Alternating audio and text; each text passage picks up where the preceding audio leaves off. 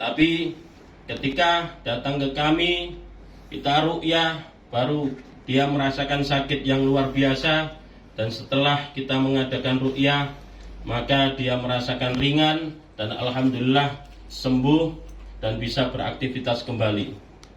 Dan yang ke-10 yaitu adanya rasa berat dan sesak pada dada atau sakit disertai panas pada bagian tertentu. Ini biasanya kalau sakit atau panas bagian tertentu itu biasanya di dada terasa panas, atau di punggung itu belakang itu terasa panas. Kalau tidak di bagian perut itu dia merasakan panas ketika kita ruqyah. Berarti di titik-titik tertentu tersebut ada sesuatu yang negatif yang harus kita keluarkan. Dan yang ke-11 yaitu ketika mendengar adzan atau ayat-ayat Al-Quran, dia merasa cemas, tidak nyaman, terasa ada yang bergetar dalam badannya, lalu terasa badannya atau bagian tertentu merasa panas. Dan yang ke-12 yaitu mudah marah-marah, masalah kecil ataupun sedikit selalu marah-marah. Inilah yang terjadi pada diri seseorang yang mana ketika dia terkena penyakit non medis ataupun diguna-guna oleh orang lain, maka dia akan merasakan hal-hal seperti yang sudah saya jelaskan di atas. Lalu bagaimana cara kita menanganinya? Sebelum kita atau terkena hal-hal tersebut, maka alangkah baiknya kita melakukan pencegahan dalam sehari-hari kita. Yang pertama, cara kita mencegah untuk tidak terkena sesuatu yang negatif pada diri kita, yang harus kita lakukan adalah dekatkan diri kepada Allah, menjalankan segala perintahnya, sholatnya dikerjakan 5 waktu, puasa Ramadan, wirid, dzikir, membaca Al-Quran dalam sehari-hari. Ini cara yang paling ampuh untuk mencegah diri kita terkena hal-hal yang negatif. Dan yang kedua yaitu hilangkan penyakit hati, yaitu iri, riak, sombong, bangga diri, ataupun kalau kita sering melamun, kita hilangkan ini, karena ini akan lebih mudah sesuatu hal yang negatif masuk pada diri kita, membisiki dan lain sebagainya. Dan yang ketiga yaitu selalu sambungkan hati ini untuk zikrullah, baca tasbih, tahmid, tahlil, kalimat-kalimat thayyibah, serta bersolawat dimanapun dan kapanpun. Ini cara kita selalu bertasbih, subhanallah. Kita buat zikir di hati kita, alhamdulillah, alhamdulillah, la ilaha illallah, la ilaha illallah.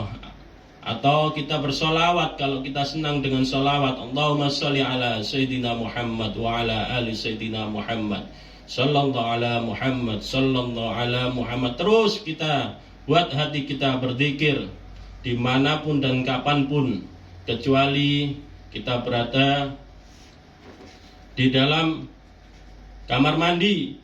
Kita juga berzikir sebelum masuk, doa sebelum masuk kamar mandi, Allahumma inni a'udzubika minal khubusi wal khaba'is. Nah, semua langkah kita keluar rumah, kita berzikir, kita berdoa kepada Allah, minta perlindungan kepada Allah. Bismillahi tawakkaltu 'alallah, la haula wala quwwata illa billah. Baca Fatihah keluar rumah dan sebagainya, minta perlindungan kepada Allah. Dan yang terakhir, cara kita mencegah untuk tidak terkena hal-hal yang negatif atau pengaruh jin dan sebagainya, yaitu selalu berbuat baik dengan teman, tetangga, kalau di dalam kantor atau perusahaan, baik dengan bawahannya. Apalagi kita harus berbuat baik dengan sesama saudara kita. Sahabat budaya yang dirahmati oleh Allah, inilah cara-cara yang harus kita lakukan agar kita terhindar dari segala bentuk hal-hal yang negatif yang bisa mengganggu diri kita dalam kehidupan kita sehari-hari.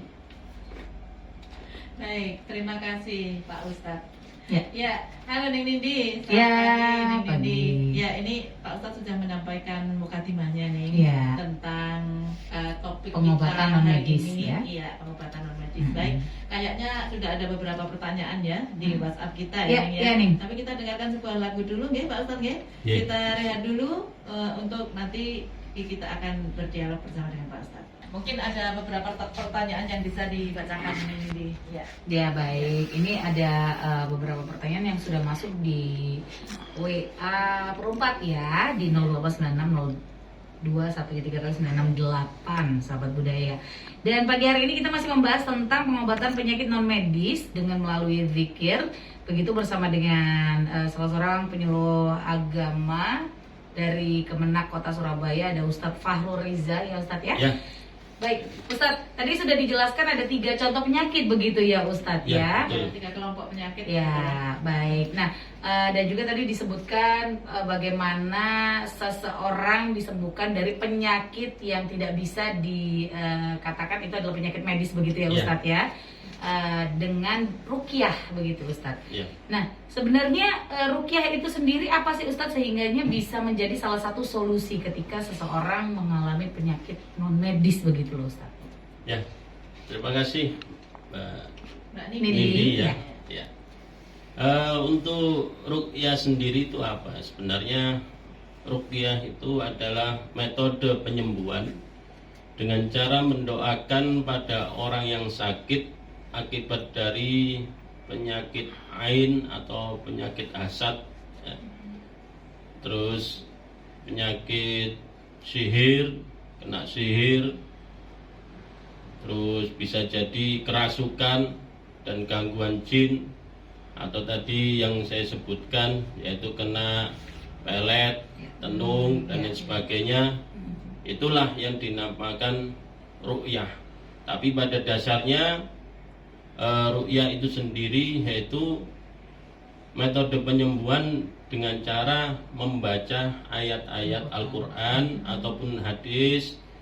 Kita bacakan kepada orang yang sakit pada tempat-tempat tertentu yang ada pada tubuhnya. Itu nanti insya Allah menjadikan, kalau itu memang non medis, hal-hal yang negatif tadi akan terasa panas tidak kuat pada diri tubuh manusia tersebut. Yang terkena. Iya, yang ya, terkena. Ustadz. Jadi akhirnya dia akan segera keluar. Hmm. Ini yang mengganggu sebenarnya selama ini. Baik. Jadi seperti itu. Baik. Nah, kalau dikatakan ada ayat-ayat Al-Quran tersendiri, Ustadz, yang digunakan untuk meruqyah seseorang begitu ketika dia terkena penyakit-penyakit sihir seperti tadi pelet, santet dan lain sebagainya. Itu ayatnya kalau boleh tahu, Ustadz? Ya. Biar kita sama-sama mempelajari begitu ya, Ya, ya, Ustadz ya. Itu apa saja ayat Al-Quran yang digunakan untuk mengeluarkan tenaga-tenaga negatif itu, Ustadz? Secara umum sebenarnya kita sehari-hari sudah menghafalnya. Ya. Tapi terkadang kita tahu, hafal, tapi tidak tahu penggunaannya. Itulah yang dinamakan tadi spesialis. Ya. Iya, baik.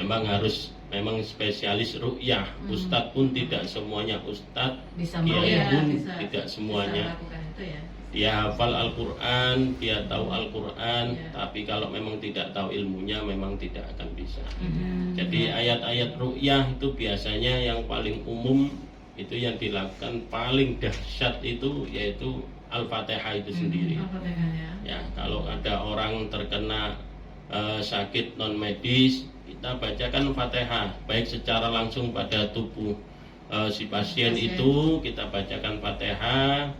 Terus atau kita melalui air ya, di dalam gelas kita bacakan Fatihah. Semuanya ayat nanti yang kita baca ini sebenarnya tujuannya yaitu kita minta kesembuhan kepada Allah. Ya. Tidak bisa kita semata-mata kita bersandar pada ayat yang kita baca. Itu nanti bisa jatuhnya syirik. Iya. Ya, karena tidak ada kekuatan selain hanya kekuatan Allah Subhanahu wa taala. Dan yang kedua ayat yang kita baca sehari-hari yaitu Al-Ikhlas. Ya, kita bacakan Al-Ikhlas, Al-Falaq, An-Nas seperti itu.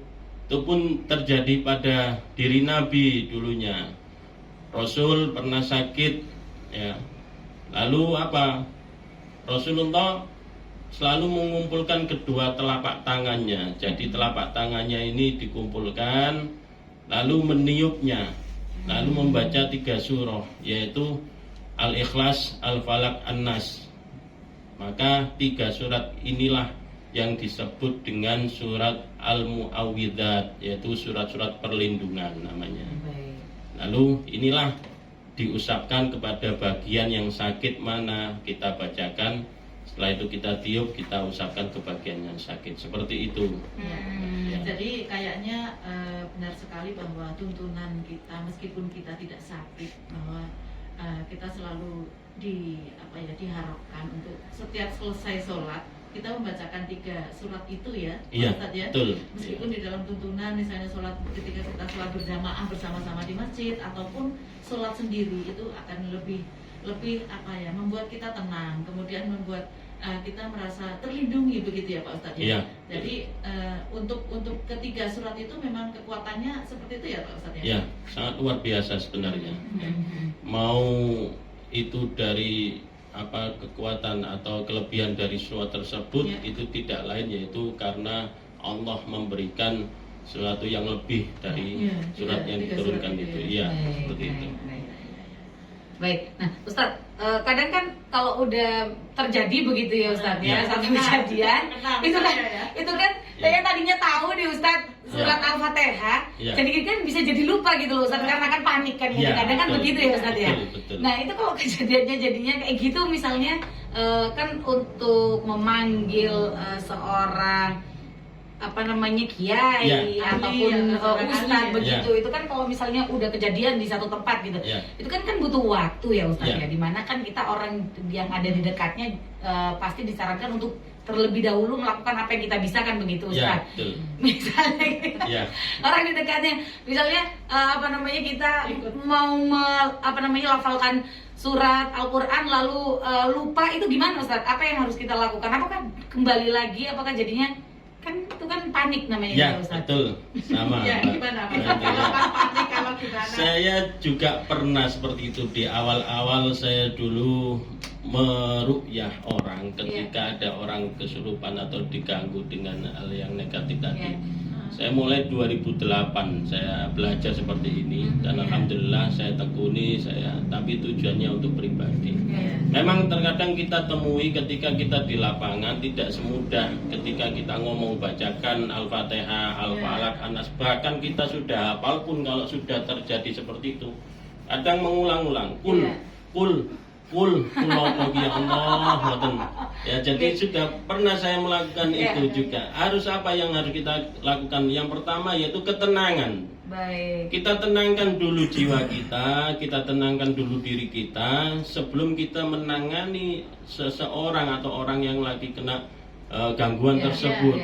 Kita tenangkan, jangan terganggu dengan apa yang terjadi pada diri pasien. Ya. Jadi kita berdoa dulu ya Allah. Makanya kita sebelum membaca itu semua kita minta penyuwunan kepada Allah. Ya Allah, berilah ya Allah hidayahmu ya Allah, berilah ya Allah ridhamu ya Allah, berikanlah ya Allah rahmatmu ya Allah dengan surat Al-Fatihah ini, dengan surat Al-Ikhlas, Al-Falaq, An-Nas ini ya Allah, berikan kesembuhan ya Allah pada diri pasien ini. Baru kita sudah tenang, kita baca itu. Terkadang kita memang langsung ujuk-ujuk baca Fatihah. Ujuk-ujuk yang bulat aja. Iya.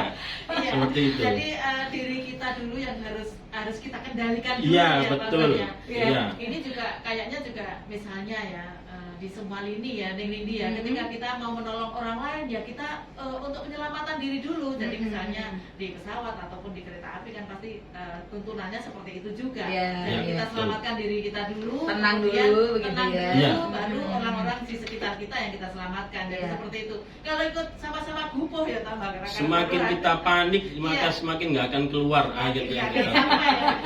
sudah pernah saya lakukan. Malah tambah orangnya Mulut makin saya. kesurupan Iya. gara-gara Apalagi ketika Iya, kita baca kaget. ayat, si jin tadi Berontak itu mungkin. mengikuti, tambah bingung loh, tambah pintar. Nah, kadang digunakan Nah. kayak gitu ya Ustadz ya. Ya, seperti Iya, itu. iya. Ini Baik-baik. Ustaz, misalnya ya, ada sebuah sekolahan, ada Ya. banyak yang kesurupan. Ya. Saat itu saya menemui sendiri. Nah, ini senang saya. itu katanya sih di situ ada orang yang ahli, Ya. dia tahu itu katanya. Ini minta dibancai, Iya, terus minta ditanggap wayang, iya, iya. terus minta apa. Lah kalau seperti itu gimana Pak Ustaz? Penyembuhannya seperti apa? Apakah Iya. yang kesurupan itu baru bisa bangun setelah tanggap wayang? Oh, enggak. Itu atau itu sebuah naga, Iya, itu kan atau kadang-kadang- hidup begitu. Iya, iya. Kadang-kadang kan ada ya Ustadz ya, Ya, kayak betul, gitu. betul, Permintaannya betul. aneh-aneh Iya. harus ini dulu. kesurupan Kalau berjamaah. seperti itu- Kalau kayak gitu seperti apa Pak Ustaz? Ya, kalau terjadi seperti itu di ruang lingkup sekolah ataupun ada di pabrik atau apa, sudah pernah saya juga sharing dengan guru-guru saya terdahulu. Kalau terjadi seperti itu, kita seorang peruqyah ketika kita datang ataupun kita ingin membantu, satu orang kesurupan sampai ada 5 orang, jangan semuanya kita tangani. Ini kuncinya. Nah, soalnya- Maka akan capek sendiri. Hmm. Apa yang harus kita lakukan? Yaitu cari tanya sama orang di situ yang tahu pertama kali mana yang pertama orang kesurupan. yang Oh, gebrak dulu baik. ya. Nah, itu kuncinya. Ini kadang kita tidak mengetahuinya. Orang-orang peruqyah pun kadang tidak tahu. Ini kuncinya. Mana Pak yang yang dahulu pertama kali kesurupan? Oh, anak ini. Itu yang harus kita keluarkan dulu. Oh baik. Kalau itu sudah kita keluarkan, maka kroni-kroni ini yang lain akan bisa keluar. Itu. Gitu ya, Ustaz, Iya, ya. sebenarnya Iya, yang iya. pertama itulah biasanya tuh bahasa niku rojoni gitu. Kepoloni. Kalau itu sudah bisa kita keluarkan, maka semuanya akan bisa keluar. Baik, Seperti itu. Nggak baik, perlu baik, kita ada mengeluarkan kuncinya. satu persatu gitu. Berarti Iya. harus dicari yang mana duluan Yang mana kena duluan? gitu Itu ya, Ustaz, pengalaman ya. dari guru-guru kami dulu seperti Baik, itu. baik, Ya. baik. Terus kemudian untuk permintaannya tadi gimana Pak Ustaz? Untuk Apakah permintaan, harus ya, nah. dituruti apa enggak? Ya. Ustaz? enggak, atau itu merupakan apa ya, ajaran-ajaran atau hanya sekedar godaan gitu? Ya, gini Mbak. Jadi bagaimana apa kita harus penuhi? Kalau saya pribadi ya selama ini tidak pernah memenuhi apa yang menjadi keinginan mereka. Contohnya gini, baik di skala besar di ruang lingkup sekolahan ataupun secara pribadi kami tangani seseorang, aku jaluk pesawat, loh, maksud kita bawa pesawat kan enggak. Nah, jadi keinginan-keinginan seperti itu aku jaluk gedang emas dan lain sebagainya. Nah, tidak usah kita turuti ya, karena semakin kita turuti, semakin lama nanti. Semakin manja, Ya, ya. berarti kita berada ilmu kita di bawah dia. Baik, Ya. baik. Seharusnya apa yang kita lakukan? Ya kita paksa, gelem nggak gelem kon kudu metu. Mau tidak mau kamu harus keluar dari sini. Nah, disinilah tugas dari peruqyah sendiri itu apa? Powernya harus lebih tinggi dari jin dan lain sebagainya itu. Gimana seorang peruqyah kalau dia hanya mengandalkan ayat yang dia baca, tapi dalam sehari dia tidak mau sholat, dalam sehari dia tidak mau zikir wirid, bahasane wong laku niku lenggah, Ya. lungguh. Nah, seorang peruqyah kalau nggak mau lungguh, nggak mau Hidup dengan wirid ilmunya, zikir, ya. iya, maka powernya tidak akan keluar. Sehingga banyak peruqyah yang hanya diremehkan oleh bangsa-bangsa jin seperti itu. Baik, Ya. baik. Jadi Itu tantangan ya. ya tantangannya seperti itu. Seorang peruqyah makanya tidak boleh meremehkan, terutama untuk dirinya sendiri. Harus selalu mengisi. Dalam sehari itu harus lebih, makanya harus spesialis tadi. Baik. Bukan hanya sekedar dia membaca Al-Quran, bukan hanya wirid yang biasanya semua orang hanya 33, dia harus lebih. Banyak sholawat, banyak zikir seperti itu. Maka yang terjadi apa? Kalau power seorang peruqyah itu kuat, dia baru datang aja, belum dia membacakan ayat Quran, si jin Jinnya tadi udah sudah bener. pergi duluan, Iya. sudah minta ampun, Sudah ada kekuatan sudah mohon kekuatan. maaf, karena powernya sudah lebih dari ayat atau bacaan-bacaan yang akan dia baca, karena Iya, sebelumnya iya. dia sudah mengisi dengan zikir tadi. Itu saya pernah Seperti nonton itu. itu Iya, betul. Ustadz yang seperti itu di YouTube. Iya, itu ketika Iya. seorang Iya, ruqyah datang Pak, bahkan belum mendoakan apapun, Iya, Baru betul. mendekat ya. baru mendekat saja sudah lemes gitu Iya. yang terkena. Itu berarti karena memang dia mengisi dirinya Iya, dengan betul. kepercayaan, iman Betul. kepada Allah Subhanahu wa taala, Betul begitu itu, ya Pak. Ustaz Iya. ya. Oke. Baik. Iya. Baik, ini menjadi menarik karena pengobatan non medis dengan melalui zikir ini memang nggak semua orang umat Bisa. Islam kita percaya begitu ya Ustaz ya. Iya, Maksudnya betul. begini, kadang kan ada yang sangat logika sekali. Enggak, ini nggak kena pelet, ini bukan kena apa. Iya. Ini Bukan, memang bukan. karena penyakit bla bla bla, kan kadang-kadang kan Iya. ada juga yang begitu ya Iya. Ustaz ya. Padahal dalam pelajaran kita sebagai umat Islam pun ini ada gitu. Iya, Ini memang disarankan untuk ketika seseorang menghadapi penyakit yang non medis begitu ya Iya. Ustaz ya. Baik. Nah, sementara kalau menghadapi orang-orang yang selalu berpikir dengan logika seperti itu, gimana Ustaz Iya. harus menyadarkannya Ustaz? Iya. Saya juga punya pengalaman ini, Pak. Jadi pertama, bagi orang-orang yang tidak meyakini hal itu, monggo kita hormati, tidak boleh kita memaksakan diri. Tetapi satu yang harus pesan saya untuk mereka, jangan pernah kita melakukan kesombongan. Aku gak percaya ambek ngono-ngono iku. Akhirnya ketika kita masuk rumah kosong ataupun menempati ruang, gak perlu saya bacaan, gak perlu saya gini. Akhirnya ketika dia berucap seperti itu, bahkan hanya di hatinya sendiri, suatu ketika akan kena dengan dirinya, itu sudah pengalaman yang sangat Iya. pribadi. Saya sudah sering menemukan hal seperti itu. Karena apa? Jin itu sebenarnya ada, ya. Alam di lain alam kita, dunia ini yang nyata ini ada alam mereka itu, ya. Kasat ya. Tapi tidak tampak, ya. Bukan berarti sesuatu yang tidak tampak itu tidak ada. Itu malah salah, ya. Karena kita semua manusia ini punya roh sebenarnya, dan roh itu tidak tampak, ya. Yang tampak adalah jasad kita. Bukan berarti yang tidak tampak, roh kita tidak tampak, itu bukan berarti kita tidak memiliki roh itu sendiri, seperti itu. Maka kita harus yakini ada al-imanu bil ghaib. Kita iman dengan sesuatu yang gaib seperti itu, harus kita imani. Memang Allah menciptakan mereka. Oleh karena itu, apa yang harus kita lakukan bagi yang tidak percaya? Ya tetap minta ta'awud, ya, minta perlindungan kepada Allah, ya, dimanapun, karena sesuatu hal seperti itu mesti ada. Jangan tunjukkan kesombongan pada diri kita. Aku gak percaya, bareng nek kena temenan, ya tolong baru percaya, ya. Baru jenggiran ya. Iya. Itu yang sering saya dapatkan. Kena toel pas Iya. lagi sholat baru jenggiran deh. Iya. Iya. Seperti itu, Mbak. Ya, Iya, jadi iya. memang ruqyah ini adalah tuntunan Nabi ya. Pak Iya, Ustadz ya. betul. Bisa dijelaskan ya Pak Ustadz ya, bahwa Iya.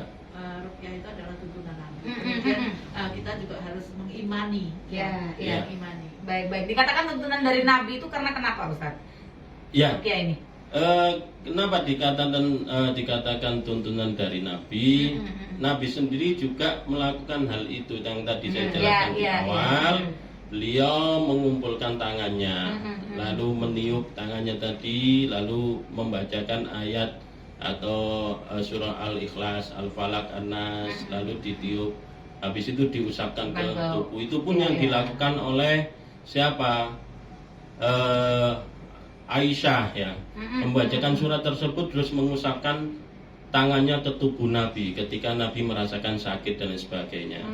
Dan pernah terjadi pada sahabat, ya, ada cerita, yaitu ada sahabat bersama Nabi, lalu ada pemimpin kabilah, ya, terkena sengatan binatang beracun. Kemudian sahabat Nabi meruqyahnya dengan membaca umul kitab, yaitu Al-Fatihah, ya. Jadi sahabat ini meruqyah dengan baca Al-Fatihah, baik secara langsung ataupun lewat minuman untuk diminumkan kepada pemimpin kabilah itu tadi dimintakan dan itu sembuh. Apa kata Nabi? Yaitu wa makana yudrihi annaha ru'yatun aksimu wadribu ila bisahmim. Ya. Jadi Nabi sendiri akhirnya berkata apa kepada sahabat tersebut? Siapakah yang memberitahukan kepadanya ya kepada sahabat itu bahwa Al-Fatihah adalah ru'yah. Ya. Jadi akhirnya Nabi bersabda seperti itu. Maka bagi-bagikanlah dan berikanlah kepadaku satu bagian darinya. Dalam artian apa? Ternyata dengan membaca Fatihah itu sahabat sendiri bisa meru'yah orang atau pemimpin kabilah tersebut ya seperti itu. Maka apa ru'yah itu sendiri akhirnya hukumnya apa? Yaitu hukumnya diperbolehkan. Ya. Diperbolehkan itu dengan berapa syarat ya. Syarat yang pertama ketika kita ru'yah harus menggunakan ayat-ayat suci Al-Qur'an. Ataupun dengan nama Asmaul Husna ya. Ataupun dengan hadis dan sebagainya. Yang kedua meyakini bahwa ru'yah bukanlah sesuatu yang mempengaruhi dirinya, melainkan karena ketetapan Allah. Tidak boleh seorang yang diru'yah itu yakin, oh gara-gara aku diru'yah esok waras. Nah ini berarti akhirnya jatuhnya syirik tadi. Alhamdulillah saya sembuh karena Allah melalui ru'yah yang dilakukan Ustadz ini dan sebagainya. Seperti itu. Ya. Dan yang ketiga yaitu kita kalau bisa dalam meru'yah itu menggunakan bahasa Arab ya, itu disunahkan, diperbolehkan menggunakan bahasa Arab yaitu dengan ayat Al-Qur'an, ataupun kalau tidak bisa boleh menggunakan bahasa lainnya yang bisa dipahami. Dalam artian apa? Ketika kita seorang meru'yah datang tanpa kita menggunakan ayat Al-Qur'an karena power meru'yah tadi kuat, tinggal ngomong ayo metu. Oh Kalau baik. misalnya ini, sering kita temui juga orang yang berkepercayaan Jawa begitu ya. Jadi meskipun mereka tidak pakai ayat-ayat suci Al-Qur'an, tapi dengan bahasa Jawa, ya dengan kekuatannya dia sudah bisa mengeluarkan. Betul itu. Sama juga tidak semua orang seperti itu ya. Ya, betul. Tapi itu kembali lagi karena tuntunan dari Allah SWT sendiri ya, Ustadz ya, bukan karena orang tersebut kan istilahnya ya. Kejawen ya. Baik, berarti memang ruqyah ini adalah tuntunan dari Nabi ya, karena memang Nabi sendiri telah melakukan begitu ya Ustadz ya di zaman dulu ketika Nabi besar kita menjalani kehidupan baik. Nah mungkin ini yang terakhir ya Ustadz ya, karena kan sebenarnya sih seru ya topiknya ini karena juga dekat atau erat dengan kehidupan sehari-hari kan begitu Ustadz. Baik, Ustadz kalau misalnya nih Ustadz kita tahu dari mana dia itu memang kesurupan atau cari perhatian. Nah, itu aslinya ya karena gini Ustadz, saya pernah ini benar-benar pengalaman saya sendiri ya Ustadz ya. Salah seorang teman saya itu pernah pura-pura acting gitu Ustaz supaya naik gajinya dan supaya mendapat perhatian. Saya nggak tahu sebenarnya dia kenapa harus demikian gitu, tapi jadi menghebohkan satu komunitas ini gitu Ustaz. Gimana Ustaz? Padahal ternyata usut punya usut begitu. Dia hanya cari perhatian. Ya gitu, bukan betul-betul kemasukan makhluk. Karena kan medeni tau Ustaz kalau misalnya pura-pura